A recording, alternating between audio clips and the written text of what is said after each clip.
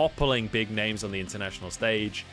Definitely hasn't been the case in recent years, and this version of EDG is hoping to change that. Yeah, and I think this is the EDG that fans are starting to rally around as well. Like, when you're bringing back Scout, Scout and Clearlove were part of that initial roster that did so well back in 2016, 2017, but at least having Scout still here. Mako, who was part of that roster as well, now coming across with Viper, this massive AD carry from the LCK, and you've already got like a strong top laner and jungler there as well. Like, it seems like EDG have finally got all the pieces together. We just have to see if they can bring this forward. Now, one slip up against OMG is not going to change my opinion. I still think this is a very strong EDG, but I want to see them now close it out in a commanding fashion, and maybe get rid of some of these global pressures that are coming through from the mid lane, because Woomin has been able to dictate a lot of the early plays from this Galileo and Twisted Fate position. Well, that makes sense. I will say that he's gonna be on the Zoe is the answer. Yeah. I will say I wasn't that impressed by Wooming's Twisted Fate. A couple of times it felt like he was just in the wrong place at the wrong time. Obviously he got caught out top, but there was a couple of times towards the bottom side of the map as well where he was just out of position. So I like that he's on the Zoe. It's something where you can just have that priority in mid and play around the jungle. We are going to have immediately the Pantheon comes back on through. It's been banned a lot today. We saw it earlier from Carso. It didn't work out. But with Viper on the Jhin, feels like he should have the backup there from the ultimate. Yeah, and that's the big point here is like, okay, Viper, you're playing really far back here. We're going to try and use this Pantheon to start off the engages, find those flanks, and then everyone can Paul dive in with the Jhin while this... Paul did it with the Pantheon with this Jhin is playing safe from the backline. On the OMG side though, you've got a very long range long range team fight so far with Woomin being able to pop over walls with the Zoe. You've got this bullet time as well. So right now you need to try and double up on this ability to close the gap on towards OMG, or run the risk of just being poked out with the likes of this Misfortune and the Zoe. It feels so good to see fan signs and things like that in the audience once again. It feels like we're kind of returning to normalcy here in the LPL. But do you have a bunch of guns locked in on the side of OMG? We've got the Orianna for Scout once again for the third game in a row here. And a lot of respect coming out from EDG as they banned the Alistar away from Cold. I can't say I blame them. I'd be banning that if I had been on the receiving end of last game too. Yeah, I mean, they're going to ban the Alistar. I have a feeling they'll try and leave the Leona open for themselves the first pick, but OMG have read that, so they're like, no, we're having none of it. It does mean that we're going to start like teetering down a little bit through our tier list, because when we looked at least the Master Championship, Leona had a 91% presence, Alistar was 82%, and then you drop right the way down below 50% presence for a lot of these supports. So we're kind of going back into like the Nautilus, the Bard, the Thresh, the Set territory. And I mean, I want to see now if that's the decision that they finally decide to go towards, or if there's something else that they want to try and bring out. Renekton can be banned away here as well. So trying to remove something from new in that top side. I'd love to see Flandre on something that's a bit more of a playmaker in this game, just because, you know, things like the tank Volibear, it doesn't feel like it's something that he can really flex his muscles on. Flandre's the kind of player that can dominate the top lane 1v1 if given the opportunity and the right matchup. Yeah, and I mean, we saw it in the last one, right? He got the solo kill. Flandre knew exactly how he wanted to play that matchup. I don't think we'll see the top lane pickup here. Could be wrong. I prefer to see a support lock in, and then you can look towards a counter pick for Flandre. I feel like with how Flandre's kind of been left out in a lot of situations, that top lane matchup is far more important. Look, they decided to go with the Aatrox anyway. Look, it's Flandre's Aatrox though. We've seen him dominate on Aatrox before. I'm excited for this pick, especially with the fact that Aatrox is totally, completely, and utterly invincible if he's got a Gore Drinker. It's actually absurd. So I believe Flandre can do great things on this pick. However, as you rightly say, blind picking your top lane, giving him an Aatrox, does mean that things like this Kennen, for example, are available for new. He's going to have a very fun laning phase for himself. Not only a laning phase, like everything that EDG wants to do just enables Kennen so well. You want to run in aggressively as this Aatrox, as this Pantheon, jump onto the backline. Fantastic. You're just opening up your arms as new, saying, come into my Maelstrom. It is not going to be fun for you. OMG now have a composition that has a huge amount of long-range poke, where they can approach these team fights without having to fully commit. It looks like they're going to go towards the Thresh for Code as well, which provides a good amount of disengage. And they've got an engage/disengage tool alongside this Kennen. So honestly, OMG have this really nicely rounded out composition, and as well, a lot of pressure in their lanes. Like, you win the mid lane matchup as this Zoe when it comes to push, when it comes to poke, even when it comes to the mid jungle 2v2. Same in this bottom lane. Misfortune and Thresh do a great job against the likes of this Jhin. Overall, OMG have set themselves up super nicely. And Mako goes for the Maokai once again. So clearly EDG believing that this is a good pick. It just didn't work out in the last game. So certainly something that they're going back towards. And look at the difference in compositions that we have here. EDG, very much a lot of bruises, a lot of all-in potential with carries that can try and follow up from range. Whereas for OMG, it's pretty much all range. It's all like just keep them away and just keep throwing things at them. Throw absolutely everything we've got until they all die. And if they do come in, hey, Kennen just presses R and everything's okay. I would have preferred on EDG's side here to see the Nautilus come in as that last pick, just to double down on this definitive engage tool, especially if you've got Woomin who's coming in over the wall as a Zoe. You can throw down that depth charge, continue to follow up on the Zoe, makes it a lot more difficult for the Zoe to operate. And overall, as he said, like, EDG, they've got this, hey, we're diving in onto the back line, we're going to try and have the Orianna to follow up as this big CC, the Jhin playing from afar with the curtain call. That's the game plan that they're going with here, but trying to close that gap onto OMG could be difficult if OMG are playing their cards correctly. Yeah, it's going to be incredibly difficult, and whether or not that happens is a different question, because OMG so far, we've had 2 games where we've had 2 totally different versions of OMG.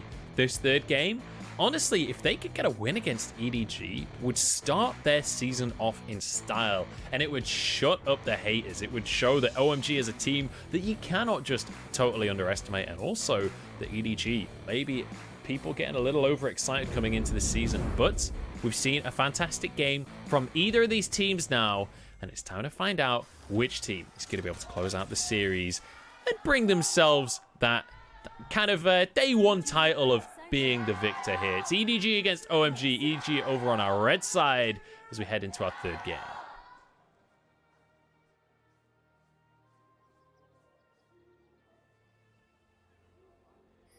It's so good to have the crowd back, Dagda. It's so good. It is. It so is. But look, I want to come back into this game and kind of hit on a point that you kind of touched on there is I like Aki in this situation. Aki has done really, really well when we've seen him with having a strong mid-jungle 2v2, where you have players, or a team at least, that are able to play towards him. And when Aki right now has 3 winning lanes and a very strong mid-jungle 2v2, where Woomin can go in, set up very well for Aki to come into lane. You got this ignite on towards Woomin as well. Like, they are looking, especially with electrocute, they are looking to kill scouts. They are looking to go ham in this mid lane, and I want to see Aki now really flourish, where he's got all these opportunities to get going in this early game. Let's make it work with this Graves. And for people at home who are not familiar with Aki likes to level 2 gank on Graves. Aki doesn't care about farming. Aki wants to kill people. Yeah, even on Graves, he's more than happy to go for those ganks. And once you have the red buff, it's perfectly doable if a lane has any reasonable amount of CC. But, you know, he doesn't necessarily just rely on lanes with CC. He's quite happy to just go for a fight. I will say, if JJ is there, it becomes a lot more difficult for Graves to be able to pull these ganks off, because when Graves can't move around and kite around a fight, he really starts to struggle, and that is precisely what Pantheon will bring to a skirmish. Alrighty though. Here we go. We talked about level 2 gang. You said it, and here he is, Aki in the mid lane. The sleepy triple purple is beautiful from Wooming, and that is an easy first blood for OMG. And look, everything was written in the stars that this was going to be an aggressive lane that they wanted to punish. I mean, the Ignite, the Electrocute. This is like, we oftentimes see Unsealed Spellbook Zoe, and this, or even the Summonary option in the mid lane. Electrocute is, no, I'm killing you. I'm running away with this and snowballing this game.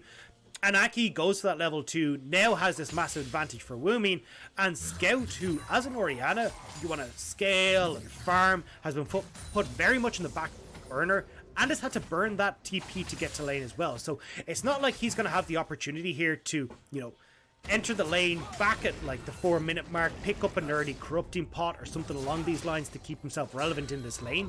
Woomy can shove in this back, pick up a Dark Seal for himself, and look to continue punishing in this mid. It's interesting to me that all day today we've seen just even trades on the crabs. At the start of the game, it's been each team gets one crab and that's that. We've not seen any big brawls for the first scuttle crab, which is kind of surprising for LPL. I feel like in 2020, we saw a lot of teams just going absolutely all in on the first scuttle crabs. I mean, it's early days, right? I mean, when you wake up in the morning, is the first thing you want to do go and fight? No. You gotta ease into spring. Oh, I'm from all right, well, actually, I've lived with you. Yes, that is true. It's like, what's the teaspoon doing here, Rob? But no, I mean, look, realistically, give it a bit of time. I think a lot of people still trying to figure out the meta, but certainly from OMG side, like, you're in full control here. Winning mid, as we talked about, you got push on bot side. They're the ones that are getting the tempo advantage reset here. Same with that top lane. Like, from JJ's side, he's just glad he got Ascuttle Crab. Yeah, fair enough, yeah. It's definitely not the kind of thing where you want to be just forcing the fights for the sake of it. I wasn't necessarily talking in these teams and these comps. I was more talking in, man, I just want them to fight all the time. I am a play-by-play. It is sort of my favorite thing in the world when the best teams in the world are just brawling with each other. I like that. Look, I can pretend to be like the analyst all I want and the big brain here, but the second I see some of these teams fighting, I'm ooga booga. I'm like, I want these fights. I want to see. I'm like, the caveman brain comes in. It's like, just hit him. But I think, again, for EDG and OMG, it's a little bit slower pace. Same as we saw from the last couple of games where maybe there's one mistake that blows it open, but EDG certainly are more than happy to just play this slow-paced game, give themselves time to get to the late game, and with the composition that they have the opportunity with JJ to play these early games and see if they can get some ganks off. But honestly, you can look to scale towards the mid game and look for those fights instead. Hook comes out onto Mako, but they can't really follow up too much. He'll zip away as well from Flandre as he's trying to make something happen on this Aatrox. And obviously, if Aatrox can get onto the cannon, he can just annihilate him in the all-in. It's just being able to get onto the cannon in the first place is the issue that you'll find. OMG with priority bot might be able to start up a dragon here. JJ wants to stop that happening as Scout takes a mean chunk in the mid lane, but this lane priority in the bot and the mid means that this will be uncontested. And beautiful job from OMG. Like, this is not what I expected from OMG. Great draft coming out, which is why I was like so happy to see it. It just gave so many opportunities for OMG to play how they wanted to. The early game is going well for them.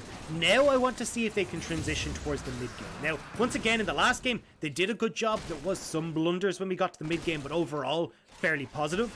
They need to keep it up now for game number 2 and potentially bring us to our second upset of today. Yeah, that would be something, wouldn't it? If both series in day 1 end up going the opposite way to the majority of predictions. That really would start this season off strong, because hang on, we've got an all-in on the top side. Flandre, though, has a bit of lifesteal. He's going to be able to flash away, and I don't think Nu can chase him down. That was a little too close for comfort there, but well played by Nu. Yeah, I mean, Nu now is going to be able to shove this in, force the TP out from Flandre. You can see Flandre's opted in towards the Electrocute build. This is the standard for Aatrox's when they're in ranged matchups, because you're not going to get like Conqueror off very often because you've got to try and close that gap. You're not going to get like too much out of your grasp with the Undying. So opting for the Electrocute, but in all-in scenarios like this where Nu's been able to whittle down Flandre's health bar, it's always going to be kind of favored, and he just about manages to escape, but still not the best. Here we go. Time to make the play. He was just hovering on the side, waiting for Nu to get himself out of position. Pulled back in, knocked up, beaten down. The lightning mouse is no more. And we just saw Nu TP in. So Nu went for that all-in just off of his own TP. So now you're in a position where you can look to continually go towards this top lane. Maybe look for a dive onto the cannon as what's that? There we go. Cold. No, cold. No. Oh, God. That was... How can you play Alistair so beautifully, get MVP, and then the following game immediately transform into Yellow Star's Thresh? How is that possible? Point and clicks are easy. No, this is why I play Alistair. This is why it's a lot simpler to go, hey, I'm gonna hit this guy and I'm gonna hit him because I just have to click on him, where there's a lot more you gotta worry about with Thresh. Big whiff on that bottom side is going to relieve a huge amount of pressure. Plus, with Aki showing now, JJ has control of the top side to go towards this Rift Herald free as he likes. So, in the grand scheme of things, like, this opens up a lot of avenues here for EDG. Yeah, it really doesn't. Oh, hang on, that's a trouble bubble as well. Wooming. His Q will be on cooldown right now. Is Nu going to go straight in onto Flandre? The smite came down. OMG, get everything on the top side. That couldn't have gone worse for EDG. No, I thought the Flandre was going to come across faster to help burst that down, but got distracted by a ward, which meant they weren't able to finish off that Rift Herald before the cavalry arrived. And OMG show up, they take both kills, take the Rift Herald, and now again more gold being funneled into already very strong lanes on the top side of the map. Woomin has this Rift Herald too. He can plonk that down whenever he likes to create this pressure, force Scout out of lane, or even hold on for and use it to create priority mid to go over towards this dragon. And let's bear in mind that he already has priority, so he could just use that to try and brute force. But look at the damage he's already putting out.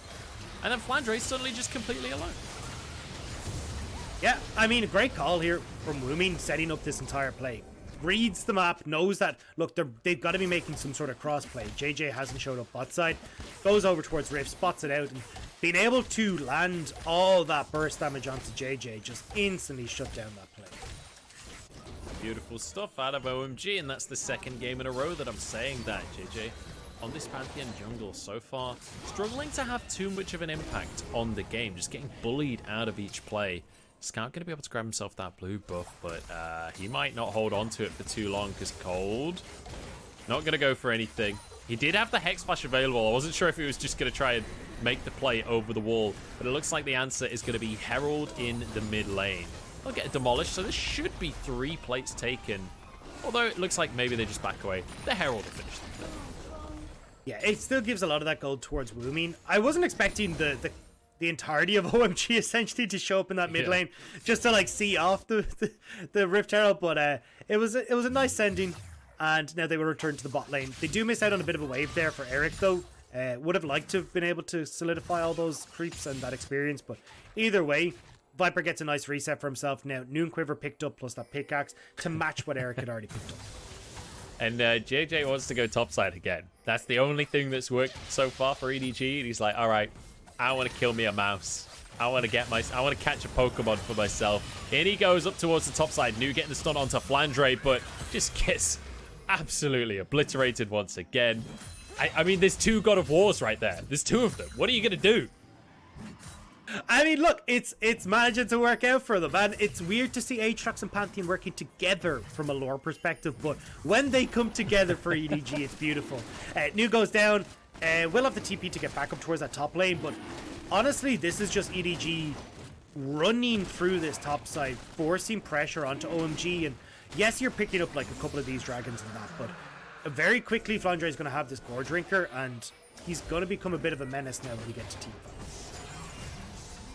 Cold manages to dodge the Deadly Flourish there. It does actually get a control ward as well, which is nice. It's not often that you get to push in that deep and clear vision, especially in that tri-brush when you're playing from blue side. It's difficult to remove control wards from there unless your jungler comes over. So that's a nice little bonus that Cold gets for himself. Sorry, I'm laughing because JJ has only got a single camp up on this top side, and his top camps aren't respawning, except apart from the red, but it looks like he's actually on his way. Yeah, he's actually just running it towards topside again. Just like, he's got no flash, we're gonna kill him. Uh-oh, New's in trouble. Has his flash has only just been used here. Oh, that was a beautiful knock of Bloodtrace. There's nothing you get to do. New does not get to play the game today. That's so mean. Like, oh, look at New's face as well. You can. It's working. It's working. They're getting the mentality. He's getting stressed out. But that's the thing. Like, look at where the camps are for JJ. Like, if you are farming correctly and pathing correctly, he should be bot side. That was why New was so pissed off. Like, it's inefficient for Pantheon to be top side right now, but it's not if he's putting 300 gold across over into his team. So he'll be entering back towards the bot side, but you can see this is very quickly starting to go in favor of Flandre. Now, New can still play this relatively well, should be able to avoid a lot of the engages because he does have that the lightning rush or surge even to get out of the way of a lot of what Aatrox wants to do. However, a lot more gold, that Gore Trinker being completed at the right time for Flandre, it's going to mean good things for OMG as a whole. It certainly will. And, you know, I know there's a lot of people that don't like the item Morellonomicon, but I feel like in this kind of game, Morellonomicon is the only option for New here. He needs to get some healing reduction, because with an Aatrox and a Pantheon, both already with Gore Drinker, plus Maokai, you gotta get some kind of healing reduction across this team from OMG to stop just the infinite health bar, especially when Dragon Soul this game is gonna be an Ocean Soul as well. It does not get better for Morellonomicon than this game. Oh, Flandre though. Oh, Nuskin. Oh no, he actually got away with that one. I'm surprised that didn't pull him in, to be quite honest. But Flandre consistently going to start to look for these 1v1s now. He's feeling much better about the situation. But maybe he shouldn't be, because Nu's dodging everything and he's throwing out some ninja stars. Yeah, it's still Kennen favored just because Kennen's able to avoid. As you can see, quite a lot of it, especially with the rocket belts still there to help in case anything goes awry. But Aki's now trying to return the favor, trying to match what JJ has been doing up in this top side, but he doesn't get to because JJ's here. He's flown across the map. Welcome to Targon. And now he's been put to sleep and taken down. See you later, Targon. Flandre has to walk away from this one. There's nothing more he can do, but Wooming might not let him ignite Ticket away, and it's a double kill on the Zoe. Wooming is reading these plays from EDG so well and using the priority that he has in this mid lane to perfection. Like pushing in Scout, getting out of the mid lane and helping out OMG, especially now the second Rift Herald is here once again. It's been Wooming who's been solidifying these Rift Heralds for OMG, just understanding that he can help out and move into these side lanes. Beautiful stuff. Scout is answering on the bottom side at very least. Should be able to grab himself this tower, so all things considered, when you look at the CS numbers, because Wooming has been roaming around so much, Scout is like 40 CS up. There was a graphic that came up immediately as soon as I started talking about the CS, but Scout has a massive, massive lead individually.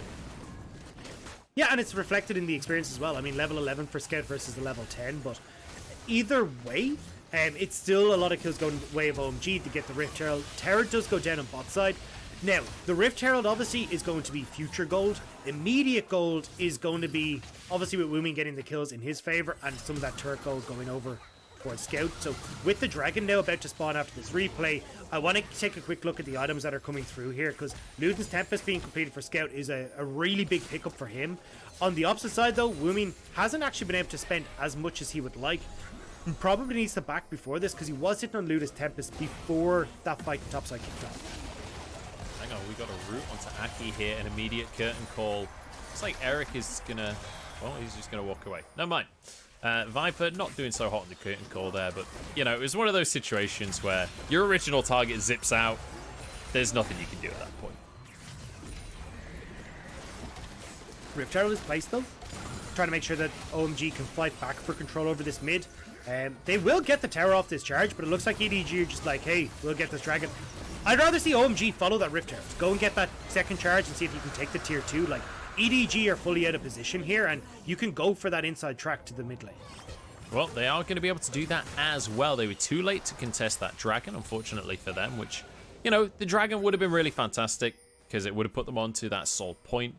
They were too late to make that play, so they're trying to go to the mid lane, but it feels like maybe they're too late to this one as well. Trouble Bubble goes wide, and they have to back away. So OMG don't get much. They do get the top tier pot, though. Yeah, and it is about creating at least some pressure. So 2 towers go over in favor of them. Flandre will collapse this, or crash, this bot lane wave in. But overall, still OMG picking up slight wins. I want to see what the item builds are going to be from Wooming, though. I personally would like to see him get the Horizon focus right now. He isn't under a huge amount of pressure in these fights from like long range damage or anything like that, or like he'd need a Banshee's Veil or something like a Zonya's. So I think getting the Horizon focus now means that when he does get these big like sleepy trouble bubbles into the paddle star, that damage is going to be sky high, and he has the opportunity to one-shot Viper from a Scout and will force a lot of early magic resist out of EDG. I feel like, you know, Horizon Focus as an item, I feel like that's named after going to the opticians. because it's like that machine where you sit your chin on and you have to focus on the horizon. It's literally that, just as a League of Legends item instead. So I guess maybe it's just for people that wear glasses or something like that. But either way, it's a pretty good item. So long as you have the right prescription for it. That's the key thing. That's all I had. I thought you were going to say something there. No, is it called Horizon? Is it Cosmic Focus and then Horizon something, or is it Horizon Focus? Look, I'm still learning the new names. It's been a lot. When you're the first region to bring out all the new stuff, you really need to know the new stuff. And it's been a lot of time learning names and everything else. So maybe I got it right, maybe I didn't get it. But you know the one I'm talking about. It's the weird glove with the. It is Horizon Focus. Okay, cool, perfect. I had that sinking feeling where I was like, maybe it's not. Anyway, going back into this. I believed it until you questioned it, and then I questioned it all along with you. Yeah, and I'm sure the audience questioned it along with me, which is even better. Everyone's like, is it? Either way, great start. Great if he does pick up the item. If not, I can still understand wanting to go maybe a more defensive build in case he's worried about something hitting him, but I don't feel like there should be a lot there that he needs to be too worried about. On EDG side, first items across the board, mythics all completed, especially that Imperial Mandate on the bot side now gives a lot more impact from Mako in these team fights. That is such a crucial pickup for this Mako. Flandre has way overextended here. I don't know why he wanted that control ward so bad. I guess maybe he thought the whole of OMG were topside or something, but control ward not worth dying for. That is for sure, and Flandre's just found that out the hard way. Yeah, I was surprised to see him go for it. You have that wave that's fully pushing in the top side. Nobody was answering it, so you can assume that they are definitely on this bottom side. Does give the kill over. It means Nu can get some chip damage down on this. There'll be another couple of waves before he...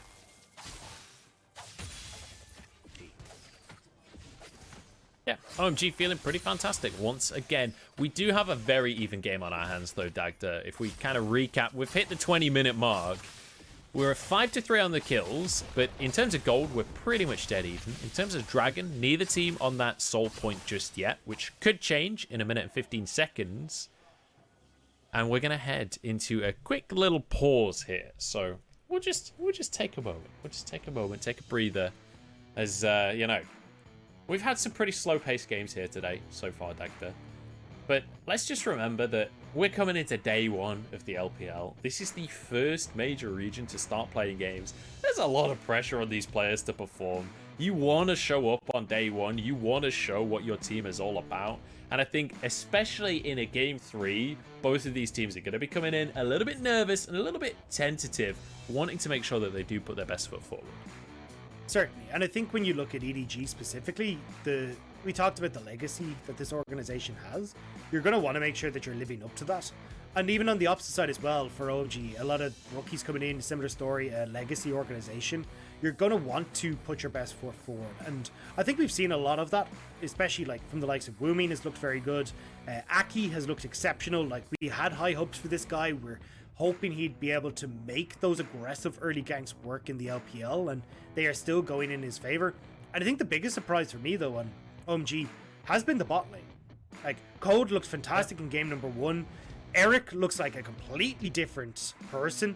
The aggressive plays on this Kai'Sa, he's been winning in the bot lane for quite a large portion of the game. Like, I have been very, very impressed with Eric when I really didn't expect much. And it's not like he's going up against a bottom tier AD carrying support. Like, he's against Viper and Mako.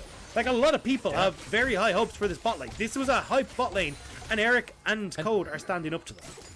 And let's bear in mind that this isn't just Viper and Mako really underperforming or anything like that. Like, Viper got MVP in game number 1. He looked absolutely fantastic. So it's really, really good to see OMG performing like this and showing up. And Eric, especially, as you say, I was incredibly harsh on him during NEST and during Demacia Cup, even during summer last year. So I'm excited to see Eric performing. And also, I'm curious about his build path, because he's not going for that collector second that we've seen so often.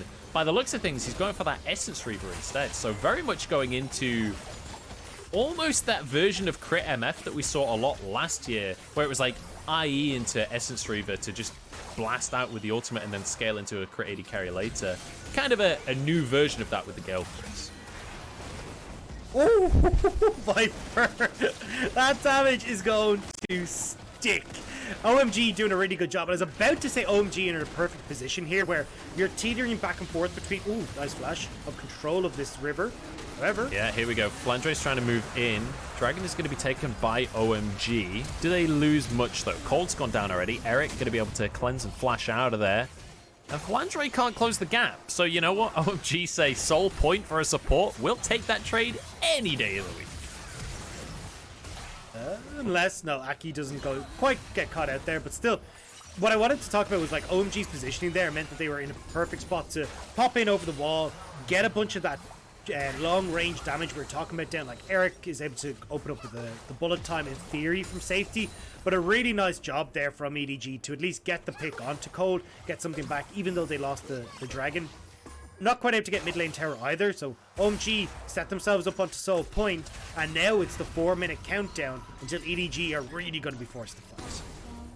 Yeah, that in 4 minutes time, it's going to become incredibly difficult. One thing I will say is there's a huge amount of burst damage on the side of OMG, and especially since Nu is going to have to build that Morellonomicon.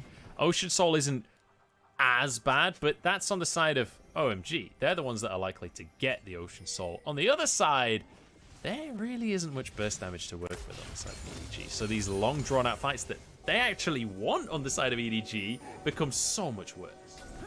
Yeah, and I think that's where we're going to be looking at, like, Mako and that, trying to pick up some sort of previous wounds to try and provide that for the squad, because right now it's really awkward to try and make that happen, but here we go. A little bit of a skirmish in the mid lane. I don't think much will come of this one, but Nu has found a flank and he wants to make his way in. Lightning Rush available, but spotted on a ward and decides to back away for now. I thought that was going to be the big trigger pull. He used his teleport to try and make that play. Yeah, which means it won't be up for either the Dragon or now when they want to try and get control here, but probable lands.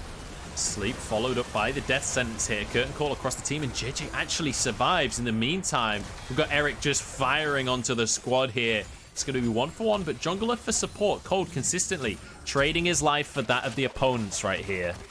Flash forced out of Nu. And now with Flash and teleport on cooldown, suddenly Nu's going to have a really hard time to impact the team fights. And that's the big one, because again, we're casting our minds towards that 2.5-minute mark where the next Dragon's going to spawn.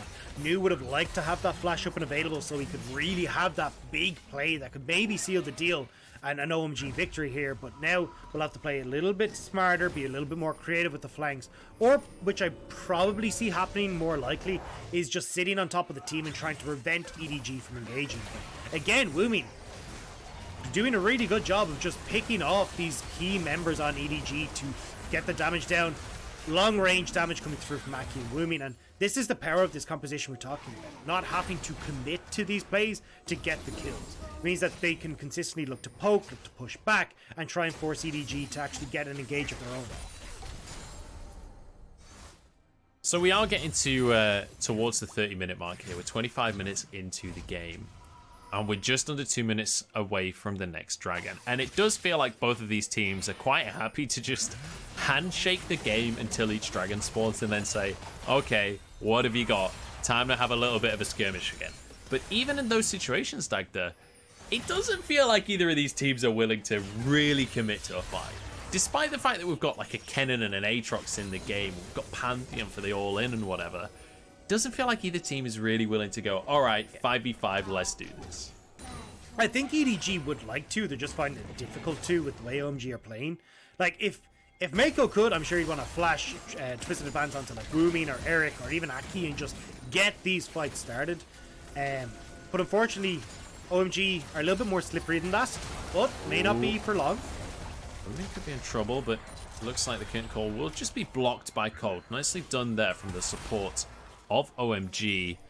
And as we said before, Dragon about to spawn. 45 seconds on that one.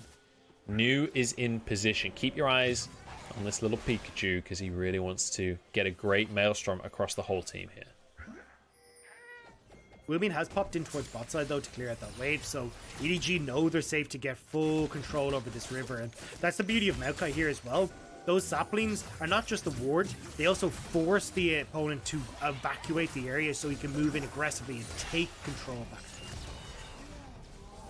All right, Drake coming up, 15 seconds here. EDG are the ones with control right now. They're the ones that are in the pit. They're trying to deny vision, but OMG can protect this ward pretty effectively. The big thing here, though, is Aki is 2 levels over JJ. Because he's a Graves, he's been clearing a lot faster. So in a 50-50, it's not really 50-50. It's heavily in favor of Aki. Yeah, 2 levels is a lot, but they can pull the dragon out of the pit, so it's not as easy for Aki to get in there uncontested and just try and go for the smite fight. Dragon's reset, though, which is not ideal for the side of OMG. Aki into the pit he goes, trying to get the smite for himself, but he's not going to be able to get it, and he's actually sacrificed his life. Did have a stopwatch to keep himself alive, as Nu is going to run distraction, saves his jungler, but maybe at the cost of his own life. Now Eric tagged by the W, but no follow-up from the rest of EDG. It's going to be Dragon and a kill. Aki smited that bit too early.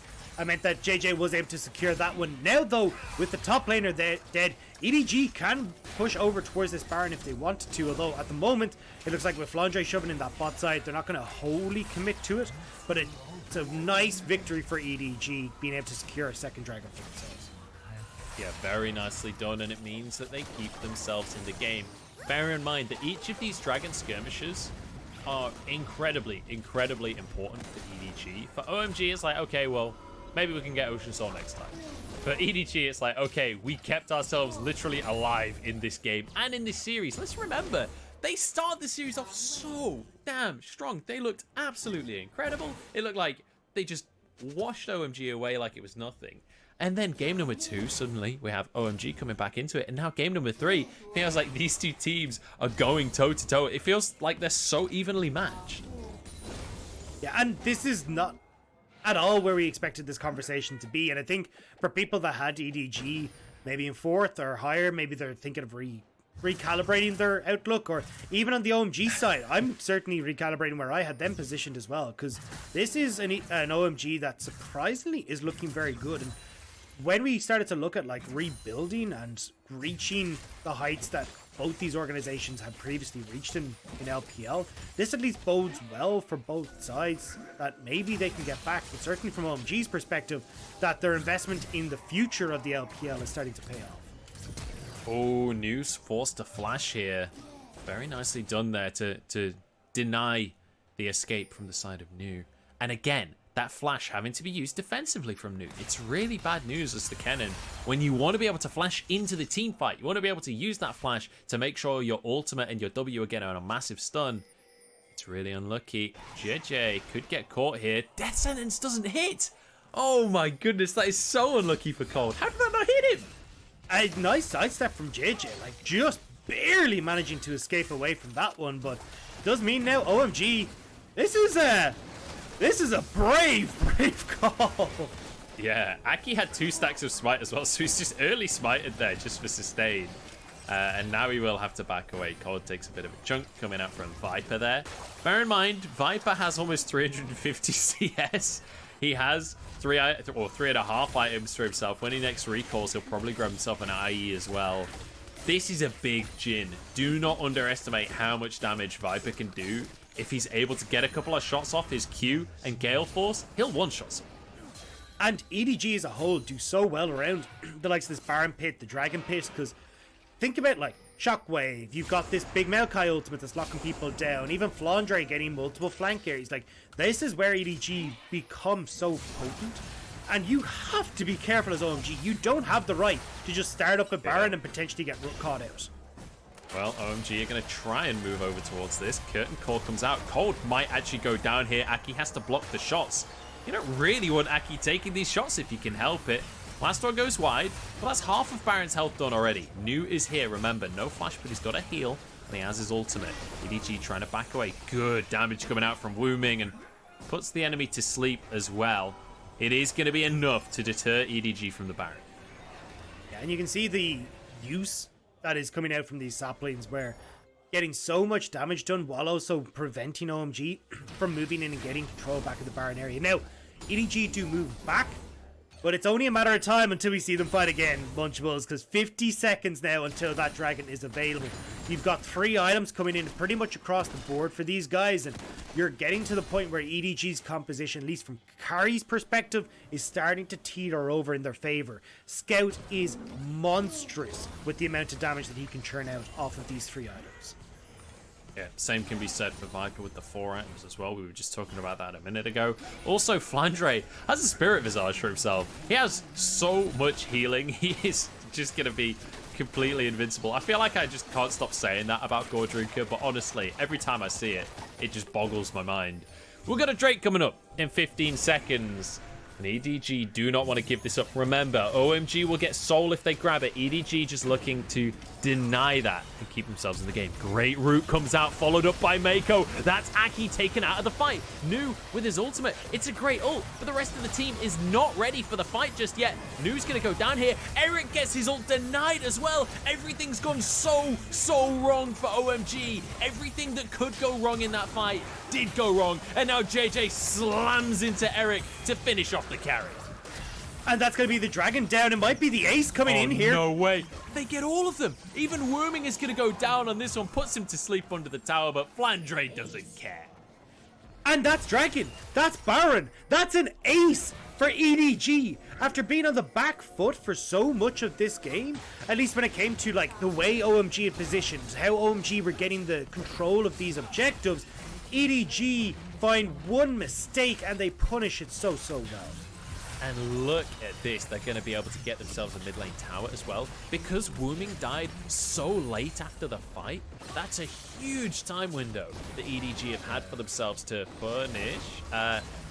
They kind of needed some help on this Baron, guys. JJ is incredibly low. Yeah, they finally arrived. Okay, They're going to be able to get fine. it. They'll be alright. They'll be alright. But, okay, well look. Either way, it took a lot longer than they expected, so OMG have come back out onto the map. They are able to shove out a lot of these waves. So at least from the perspective of beginning the siege for EDG, it's going to be put on a little bit of a time hold while they wait for it. But this is the thing. Aki here was trying to bait everyone in towards Nu. And I like the idea.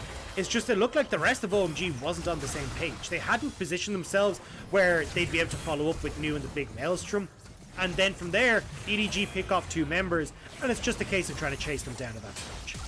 JJ looks like he's caught in the live game right now. He can't flash away. It's really difficult for me to see in the picture-in-picture with the remote setup that we've got going on. But EDG so far, 1,200 up on this Baron play. JJ got out. That's the most important thing on the back of that play. And now you can see the side of OMG, they're trying to get on in towards the mid lane to try and defend this inhibitor. They should be able to get through the base door. In the meantime, though, Flandre should be able to get this top lane tower. Although he doesn't have a ton of minions to work with, there's going to be some reinforcements arriving here.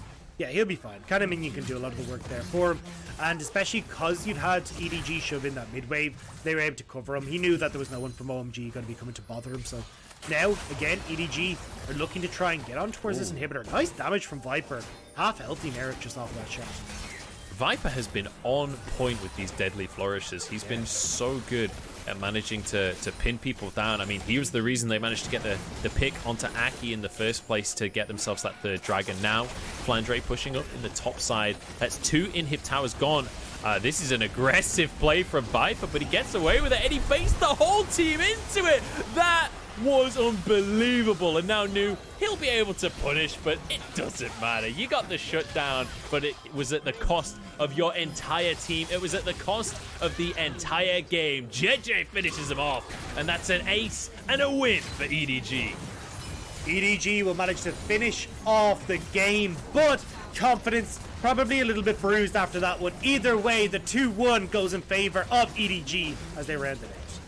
And look at Viper feeling fantastic. He did so well in that game and then baits them out with the Jhin. Nu